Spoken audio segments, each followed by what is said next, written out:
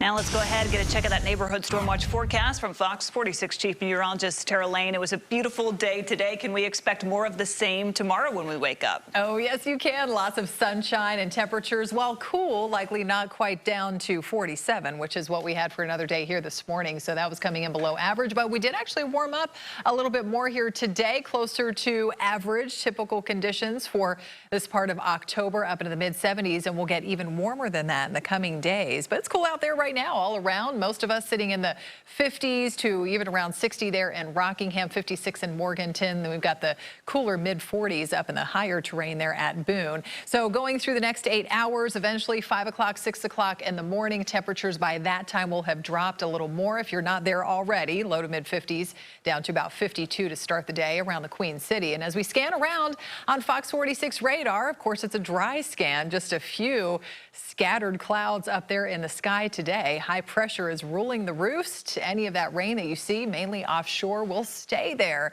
for the next few days. So right on through Thursday, expecting wall-to-wall sunshine. Again, just some scattered clouds from time to time. And temperatures, notice the warming trend coming up. We're back in the low, even some mid-80s by Wednesday, Thursday afternoons, and even those early morning temps start that climb as well. Mid to upper 50s to closer to 60. And then we get to the very end of the week and heading into the weekend, when at that point in time, we're going to start to tap into some of this tropical moisture. Not so much from what is now Tropical Depression Gamma, which is still meandering off the northern coast of the Yucatan of Mexico and will eventually get even weaker, becoming a post-tropical system, a remnant area of low pressure as it skims along the coast and pushes to the south. But Delta, the 9th hurricane of this Atlantic hurricane season, is a much different story. This has rapidly gotten stronger over the past several hours, moving southwest of Jamaica over the Caribbean Sea. And it is forecast to get even stronger, could become a major Category 3 hurricane as it brushes along the Mexican coast by the middle of the week. There we are on Wednesday, and then Thursday, Friday, take that turn to the north, and they could be looking at yet another landfall along the U.S. Gulf Coast, anywhere from the coast of Texas through Louisiana, Mississippi, Alabama, and out toward the panhandle of Florida. You can see that wide cone of uncertainty, fair game for a potential landfall. So that looks to happen if it stays on this forecast track later on Friday, and then it will push over land and weaken along the way. But then that brings it to how it's going to affect us here in the Carolinas, because we will get some of that remnant tropical moisture pushing in.